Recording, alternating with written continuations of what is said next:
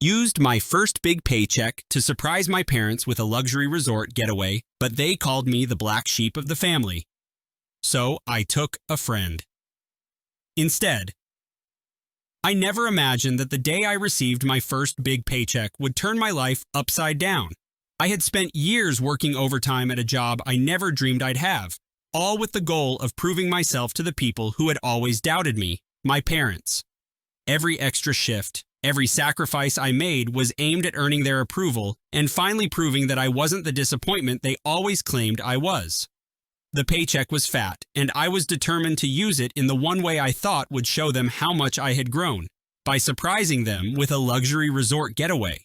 I envisioned their faces lighting up with pride and love, the kind of smiles I had craved since childhood. I even spent weeks researching the perfect resort, a place that promised a refined escape filled with comfort and indulgence, and I planned every detail meticulously. I remember the night before the big reveal. I sat alone in my tiny apartment, the only light coming from my laptop screen, as I double-checked every reservation detail. My heart raced with anticipation and anxiety. This wasn't just about the money, it was about proving that I was worthy, that I had finally stepped out of the shadow of being the so-called black sheep. I replayed memories of countless family dinners where my efforts had been met with sneers and disappointment. The sting of those moments had fueled my determination, and tonight, as I confirmed the final payment, I felt an intense mixture of hope and defiance. I was no longer going to let their opinions define me. The day of the surprise arrived with all the pomp and circumstance I could muster. I had arranged for everything: a pickup service from their home, a handwritten itinerary, even a bouquet of flowers delivered to the doorstep before I arrived. When I finally stepped into their living room, I was bursting with excitement, expecting hugs and tears of joy. Instead, I was met with cold stares and a barrage of comments that I still hear echoing in my mind. My parents barely concealed their disdain as they looked over the details I had so carefully prepared. My father's voice was particularly cutting as he said, "I guess even a black sheep can scrape together a little money for himself, but don't think you can buy your way into our hearts." Their words crashed over me like icy water, and in that moment, the surprise I had planned turned bitter. All the hope I had nurtured evaporated as their disappointment stung far more deeply than any financial setback ever could. For days after that encounter, I wandered in a fog of disbelief and humiliation.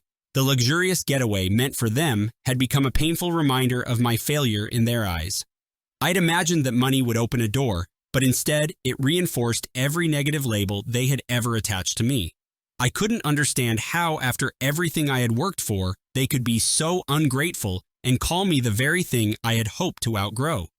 The betrayal wasn't just in the words. They never even looked at me with any hint of pride. Their indifference was the final nail in the coffin of the hope I had clung to. I began to question every decision I had ever made, wondering if all the sacrifices had been for nothing. In the weeks that followed, I withdrew from family gatherings and retreated into myself. Every call, every message from them felt like a reminder of my inadequacy. I started keeping a journal, scribbling down every insult and dismissive remark they had thrown my way, as if recording these moments could somehow give them less power over me. I was angry, hurt, and determined that I would never allow myself to be so humiliated again.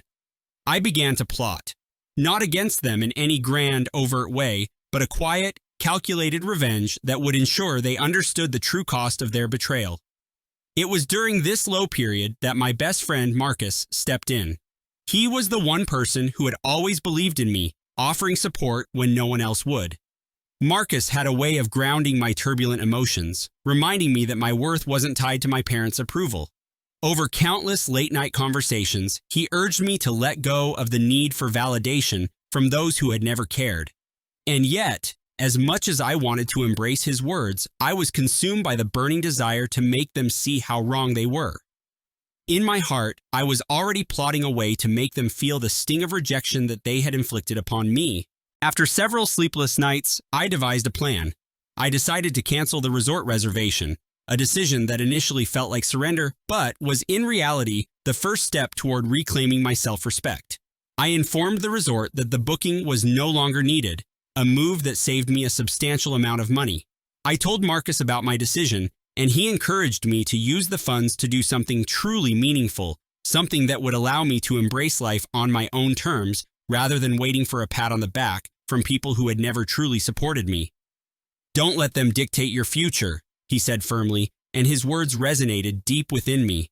I began investing in experiences and ventures that I had always dreamed of but had never dared to pursue. I enrolled in photography classes, started a small business selling my artwork online, and even planned a solo trip across the country. With each new venture, I felt a sense of liberation. The money that I had once envisioned as a ticket to familial approval was now fueling my own personal renaissance. I was finally starting to see the value in forging my own path, rather than bending over backward for the acceptance of people who could never appreciate me.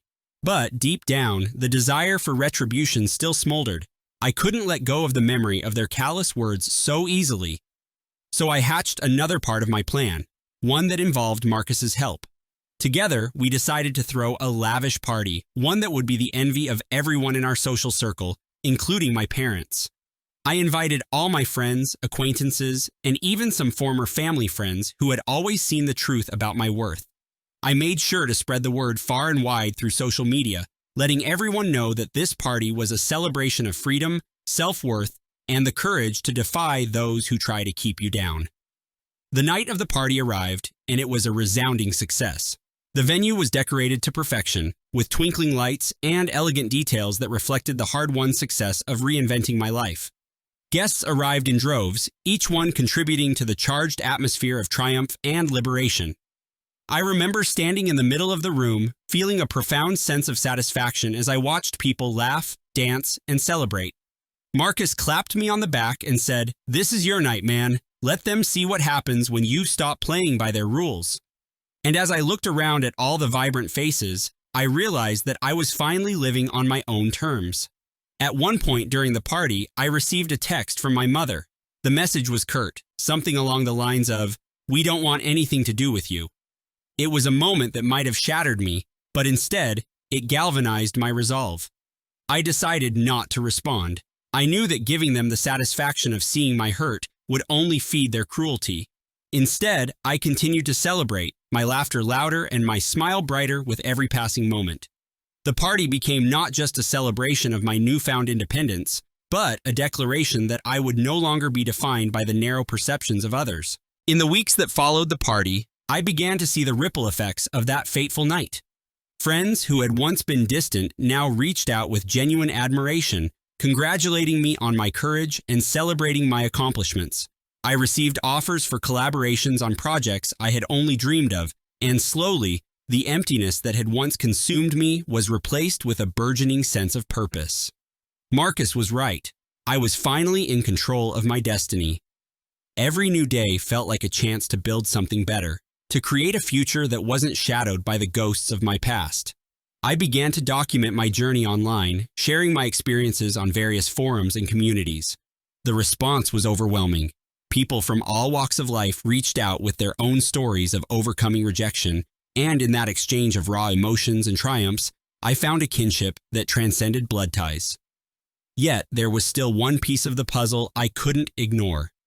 The thought of my parents' cold dismissal haunted me, and I knew that if I truly wanted to break free, I had to confront that betrayal head-on.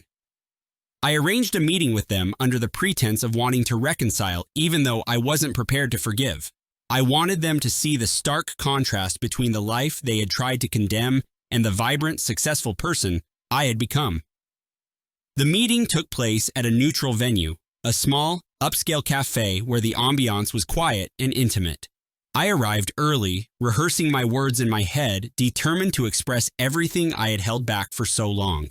When they finally arrived, the tension in the air was palpable. My father was the first to speak, his tone heavy with a mix of regret and defensiveness. "We never meant to hurt you," he began, but his words rang hollow. I interrupted him with a steady voice. "I don't need your apologies.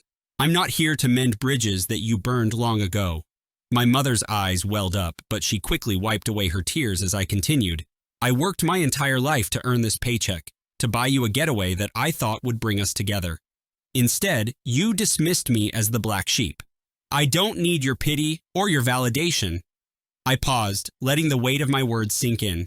I've built a life that I'm proud of, with people who respect me, people like Marcus and my friends. I'm done trying to gain your approval. From now on, I choose myself. They tried to argue, to soften their stance with promises of change, but I wasn't interested. I left that meeting feeling lighter than I had in years. I realized that forgiveness was not for them, it was for me. Forgiving would have meant accepting their behavior as acceptable, and I could not allow that. I had tasted the sweet satisfaction of independence and success, and I wasn't about to give it up for anyone who had only ever tried to diminish me.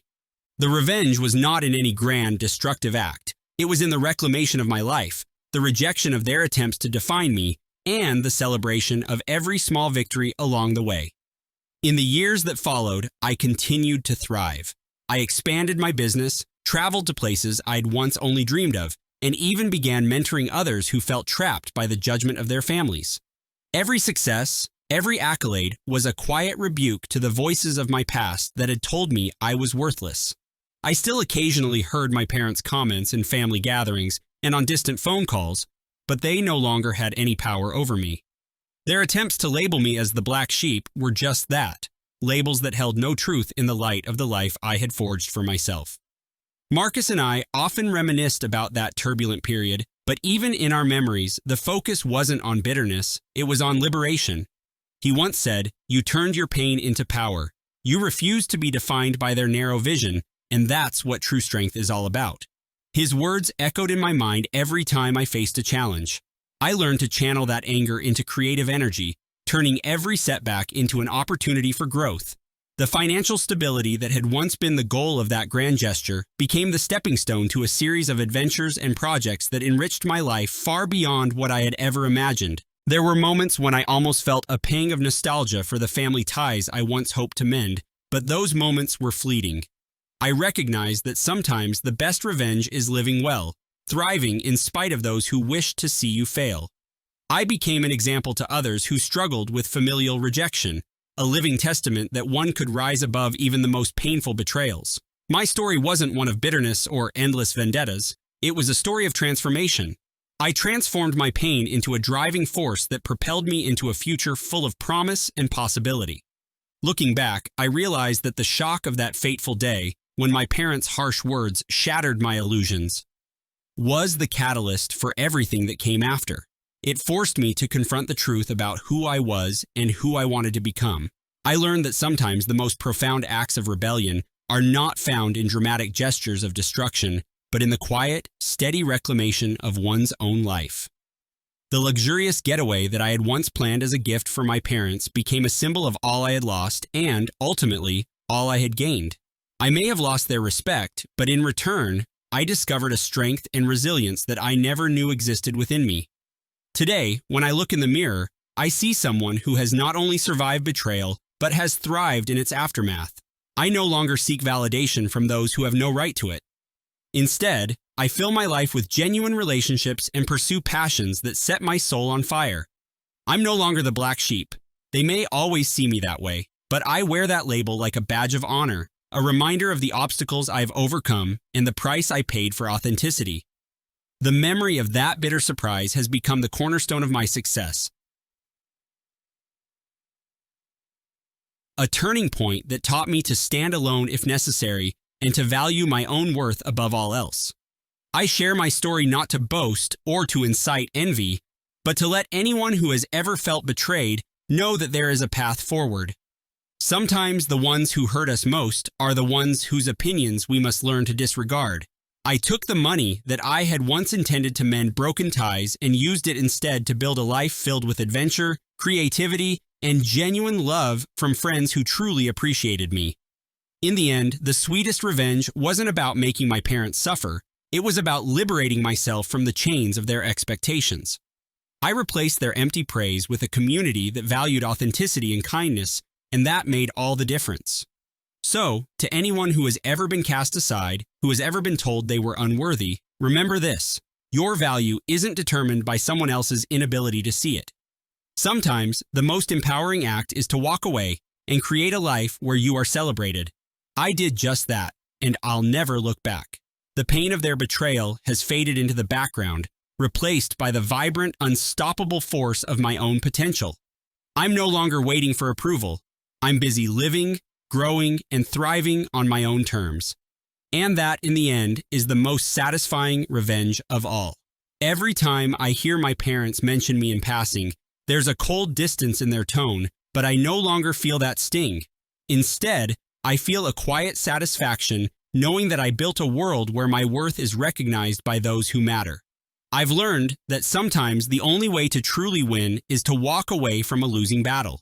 I forgave nothing and expected nothing from them, and in that void, I discovered a universe of possibility. With every new opportunity, every challenge met head-on, I am reminded that my journey is mine alone, a narrative of resilience, determination, and unwavering self-belief. As I sit here now, recounting these events with a calm heart and a steady mind, I can't help but smile at how far I've come. The sting of betrayal has dulled, replaced by a quiet strength and a deep sense of pride. I turned my first big paycheck into more than just a financial milestone. I turned it into the turning point of my life. And while my parents may always see me as the black sheep, I wear that label proudly. It reminds me that I have overcome, that I have thrived in spite of their disapproval, and that I have built a life rich with meaning and passion. I share my experience here on this forum not as a tale of revenge for revenge's sake, but as a declaration of independence. I want anyone reading this to know that their worth is not defined by the opinions of those who refuse to understand them. I turned a painful betrayal into the catalyst for a personal revolution. I embraced the support of a true friend and the encouragement of a community that celebrated authenticity. And most importantly, I learned that the sweetest revenge is not in inflicting pain, but in rising above it and living the life you always deserved. Now, as I look toward the future, I see endless possibilities. I continue to nurture my passions, expand my horizons, and remain unyielding in the face of adversity. I am no longer waiting for validation from those who failed to recognize my worth. Instead, I build every day on the foundation of self-respect and hard-earned success. I carry with me the lessons of my past. Each insult, each act of betrayal transformed into fuel for my relentless pursuit of a better, brighter future. In the end, I learned that true freedom comes not from the approval of others, but from embracing your own identity. I used that first big paycheck to mark the end of an era, a time when I was defined by my parents' narrow expectations. Today, I stand tall, a living testament to the power of self-determination and the beauty of crafting your own destiny. And if that means leaving behind a family that never truly cared, then so be it.